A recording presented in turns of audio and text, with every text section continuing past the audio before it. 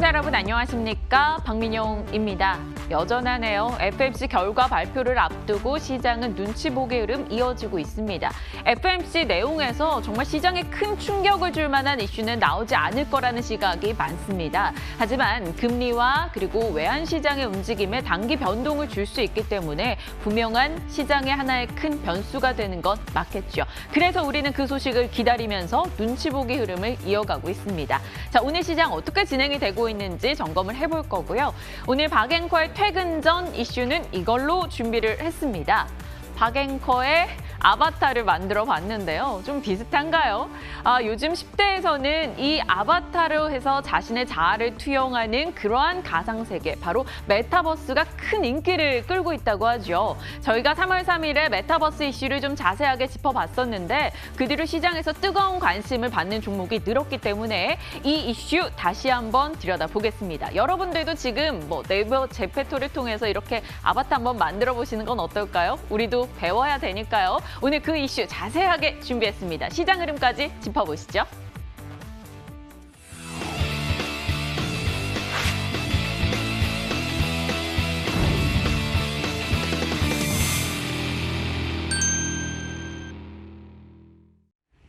밤사이 뉴욕장 FMC 결과 앞두고 혼조세를 기록했습니다. 우리도 비슷한 맥락이 진행이 되네요. 우리뿐 아니라 중국 상해 종합지수도 마찬가지고요. 약보합권에서 움직임 이어갑니다. 3067포인트에서 시작을 했다가 상승분을 조금씩 반납하고 오후장은 다시 한번 힘을 좀 내보는 흐름이 이어지고 있습니다. 대형주 중심으로 외국인 기관의 차익 실현 매물이 조금씩 나오면서 흘러내리곤 있는데 일단 0.59% 하락한 3049포인트 지나가고 있습니다. 오후장 후반에 조금 더 힘을 내줬으면 하는 바람을 안고 지켜보죠. 자, 수급적인 흐름 열어볼까요? 외국인 기관 동반 매도로 대응이 됩니다. 기관 측에서 5천억 원 이상의 매도 나오고 있고요. 외국인 역시나 5천억 가까운 매도 물량 대응이죠. 외국인은 전 업종으로 매도 대응 가운데 조금씩이라도 사고 있는 섹터는 있었습니다. 바로 통신과 은행, 보험이었는데요. 상당히 시장에 대해서 좀 보수적인 시각을 유지하는 느낌이었고요. 개인 측에서는 1조 원 이상의 강한 매수를 투입하고 있습니다만 그럼에도 불구하고 시장을 바치기에는 역부족이었습니다. 일단 외국인은 현선물 매도, 특히나 선물 쪽 매도 금액이 상당하다는 게 지수에는 좀 부담스럽게 여겨지기도 하네요. 시가총액 상위 종목들 열어볼까요? 삼성전자, SK하이닉스 그래도 낙폭을 줄였습니다. 아마 오후장 들어서 지수 낙폭 줄이는데 일조를 한 것으로 확인이 되죠. SK하이닉스는 14만 원권 현재가 지나가고 있고요. 네이버도 약보합권입니다. LG화학이나 삼성 SDI나 SK이노베이션, 이 배터리사들의 주가가 오늘도 여전히 좋지 못한 흐름 나타나고 있습니다. 삼성 SDI도 5% 이상 빠지고 있죠. 폭스바겐 배터리 이슈가 여전히 악재가 되고 있는데요. 폭스바겐이 전기차 80%를 각형 배터리로 바꿀 거야 얘기하면서 LG화학이나 SK이노베이션 내려가는 건 이해가 됐는데 각형 배터리 만드는 삼성 SDI는 왜? 라는 의문이 있었습니다. 그런데 많은 시장 전문가들은 결국 이건 긴 시각으로 봤을 때 폭스바겐이 배터리 독립을 선언한 게 아니냐라고 분석을 하고 있고요. 함께 영향을 받고 있는 상황입니다. 자, 카카오는 오늘 그래도 버텨냅니다. 1% 이상의 상승 확인이 되고 있네요. 시가총액 상위 종목 봤고요. 특징주들 들여다보죠. 오늘 시장 흐름과 관계없이 너무나 좋았던 쪽이 바로 종근당 관련한 종목입니다. 종근당 바이오, 경보제약 등 일단 나파벨탄에 대한 기대를 안고 있는 종목들인데요. 이 종근당의 급성 췌장염 치료제인 나파벨탄이 코로나 치료제로서 변이 바이러스까지 효과가 있었던 것으로 나타났다는 소식이 들려왔죠. 이 때문에 투자자들의 관심을 받았습니다. 임상 3상 승인에 대한 기대 있고요. 4월 중 만약에 허가가 떨어진다면 국내에서는 2호 코로나 치료제가 되기 때문에 그에 대한 기대를 안고 있는 겁니다. 종근당 오늘 21만 원권까지 터치하기도 했는데요. 지금 현재는 16% 상승 19만 5천 원 거래되고 있습니다. 자, 또 다른 특징주로는 이슈가 있었던 거 봐야겠죠. 신세계 그룹이 네이버와 함께 지분을 교환했다라는 소식 지속적으로 언급이 되고 있죠. 신세계 인터내셔널 오늘 그 영향일까요? 3% 이상 강하게 올라갑니다. 4거래 연속 상승 확인이 되고 있고요. 21만 원대 지나가고 있네요. 이슈 조금 들여다볼까요? 간략하게 정리를 해보면요. 신세계그룹이 네이버와 함께 한 배를 타기로 했다. 그래서 쿠팡에 맞서서 이커머스 시장에서 밀려나지 않겠다라는 의지를 보여준 거죠. 결국 이들의 손잡음으로 인해서 유통 인프라, 데이터, 플랫폼, 기술력이 모두 합쳐지면서 온 오프라인에서 서로에게 필요한 윈윈 전략이 될 수 있다는 평가가 많이 나오고 있습니다. 그 가운데서 신세계 인터내셔널에 대해서 하나투자증권에서는 어찌 보면 가장 윈윈할 수 있는 기업이 아닐까라고 언급을 하기도 했는데요. 그 덕분일까요? 오늘 주가 흐름은 좋게 진행이 되고 있습니다. 자, 또 다른 흐름을 보죠. 코스닥입니다. 오늘 외국인 매도 속에 조금 부담을 느끼는 듯 했습니다만 후반 들어서 다시 한번 강한 힘을 내주고 있습니다. 지금은 강보합권으로 회복을 했죠. 어제 940선 회복하고 오늘 놓치길래 에이 이게 뭐야 이런 느낌이었는데 다시 한번 힘을 내면서 지금은 강보합 943포인트 지나가고 있습니다. 일부 제약바이오 종목들이 힘을 내주면서 올라가는 모습도 포착이 되고 있는데 그들의 시세 연속성을 띨지 여부는 조금 지켜봐야 될 것 같고요. 일단 코스닥이 강보합으로 전환한 것 오후장의 특징으로 볼 수 있겠습니다. 자, 특징주 코스닥 내에서는 이 종목 꼽아봤어요. 서울 옥션이요. 흐름이 너무 좋았더라고요. 일단 올해 들어서만 70% 올라온 상황이고요. 이번 달에서도 9,000원에서 지금 13,000원 후반대까지 와 있습니다. 코로나로 인해서 사람들이 여행을 안 가고 돈을 아끼면서 미술품을 샀다라는 이슈가 들려오더라고요. 미술 재테크, 경매 활성화, 그에 따라 국내에서는 수혜를 볼 수 있는 곳은 이 기업밖에 없다라고들 얘기를 하죠. 유진투자증권, 유한타증권 등에서는 일단 서울옥션 흑자 전환에 대한 기대를 내놓고 있습니다. 오늘 6% 이상의 상승, 13,700원의 현재가 지나가네요. 자, 오늘의 이슈 열어보죠. 메타버스, 우리 공부해야 되는 분야인 것 같지요. 요즘요, 메타버스 내에서 그러니까 가상세계에서 집을 지어주는 디지털 건축가라는 직업까지 등장을 했다고 하죠. 그리고 엔터사들은 메타버스 내에서 공연을 하고 홍보를 해서 돈을 법니다. 뿐만 아니고요, 현대차와 같은 제조사에서도 마케팅으로 쓰고 있대요. 그리고 그 안에서 안전 실험을 하는 겁니다. 제가 들어가서 자동차를 절벽에서 밀어보고 혹은 바다에 빠뜨려보고 높은 곳에서 떨어뜨려 보면서 자동차가 이 정도 충격에도 버티는구나 이런 걸 실감을 하는 거죠. 이거는 우리가 자동차에 대한 이야기를 듣는 것보다 훨씬 큰 홍보 효과를 낼 겁니다. 그래서 제조사까지도 이 시장에 뛰어들고 있고요. 유통사는 뭐 말 다 했죠. 메타버스를 통해서 옷이나 구두나 각종 재화를 판매하는데 요즘 굉장한 인기를 끌고 있습니다.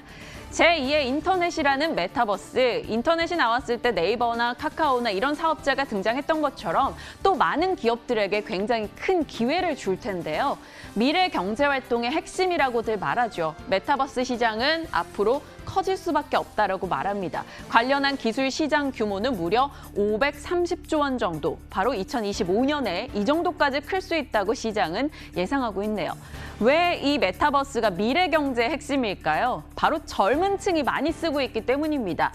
미국에서도 유튜브보다 더 많은 시간을 할애한다고 청소년들이 바로 로블록스예요. 이 가상세계에 시간을 쏟고 있다라고 하는데 우리도 네이버 제페토 사용자 연령층을 분석해 봤더니 바로 10대가 80%였습니다. 젊은 층이 익숙하고 써나가는 세상이기 때문에 결국 이게 앞으로의 삶이 될 수 있다라고 보는 거죠. 그래서 메타버스에 대한 공부를 열심히 해보면요. 메타버스는 지금 4가지 유형으로 나뉩니다. 하지만 우리가 계속적으로 얘기하고 있었던 건 바로 가상세계 분야고요. 이 4가지 유형을 살펴보면 우리에겐 꽤나 익숙했던 것을 알 수 있어요. 증강현실 같은 경우 우리 얼마 전이었나요? 이 포켓몬 잡으러 강원도 간다 뭐 이러면서 GPS와 함께 서비스가 나오는 것들이 있었죠. 그걸 거의 다 증강현실 메타버스로 보고 있고요. 애플워치는 대표적인 메타버스 라이프 로깅입니다. 사물이나 사람의 정보를 공유하고 제공하는 거죠. 거울 세계라는 메타버스는 에어비앤비나 구글어스 등이고요.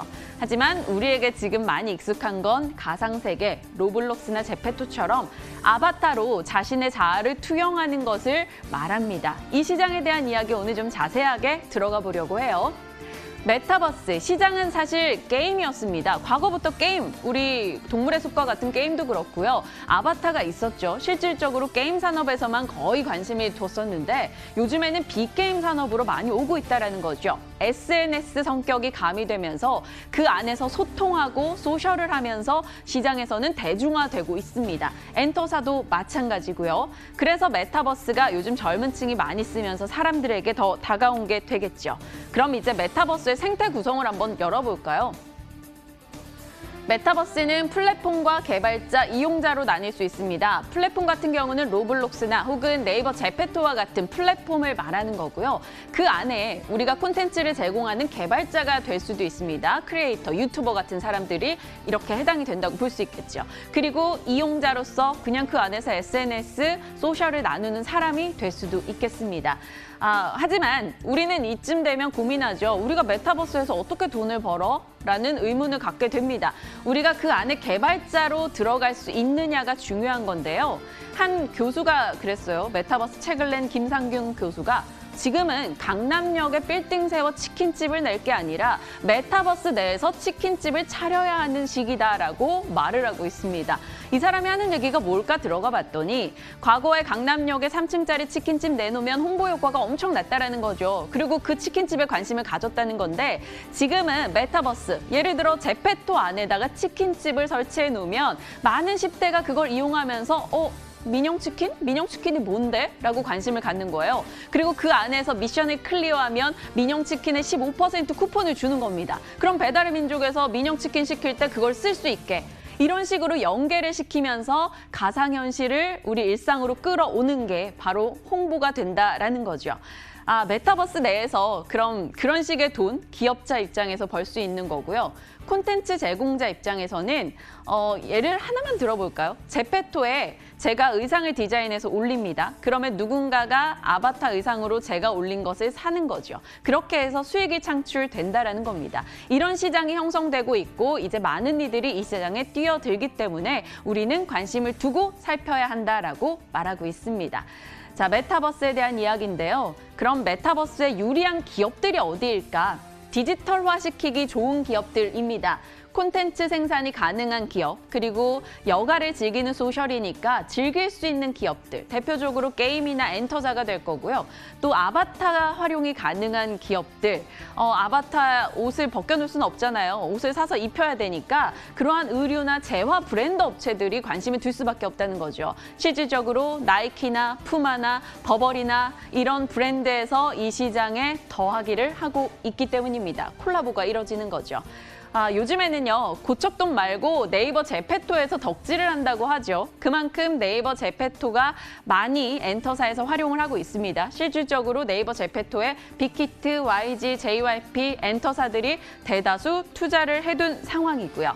그래서 살펴봤어요. 어떤 아이돌들이 들어와 있나, 블랙핑크나 혹은 방탄소년단, 이들은 빠르게 메타버스에 탑승을 했습니다. 블랙핑크 같은 경우는 작년에 이 신곡을 이 메타버스 가상세계에서 공개를 했었죠. 그때 당시 유튜브 1억 뷰를 순식간에 달성했었고요. 사인회도 블랙핑크가 가상세계에서 열었는데 그 사인회에서 17일 정도 동안 4,600만 명이 들어와서 사인회에 참여를 했다고 해요.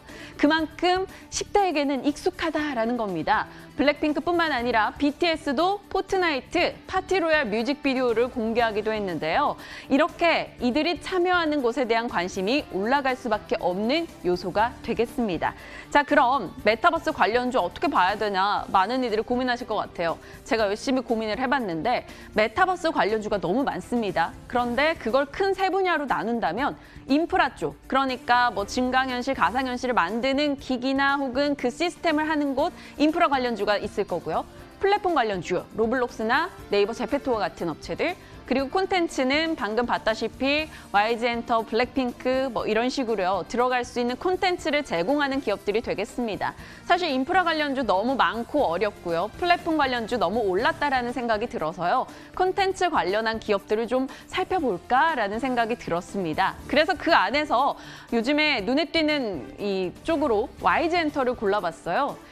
이 메타버스에서도 블랙핑크가 너무 반짝반짝 빛나더라고요. 한국에서 가장 많은 유튜브 구독자를 보유하고 있고 지금 10대인 Z세대의 롤모델이 되기 때문에 멤버 전원이 명품 앰버서더, 결국 그들이 착장하는 모든 것들이 이슈가 되고 제페토에서 아바타가 입게 될 거고 연계될 게 너무나 많다라는 거죠. 그래서 주목할 수 있다라는 판단이고요. KB증권에서는 YG엔터 목표 주가를 6만 원 정도 이 근거하에 제시하기도 했습니다. 메타버스 관련한 종목 하나 담아보고 싶은데 너무 널뛰게 하는 건 조금 다가가기 어렵고, 그래서 박앵커는 도전주로 YG엔터를 골라봤습니다. 오랜만에 포트에 또 편입하는 종목이 들어왔는데 앞으로 어떻게 흘러갈지 여러분도 한번 지켜보시길 바랄게요. 메타버스 관련한 이야기 자세하게 다뤄봤습니다. 박앵커의 퇴근 전이었습니다.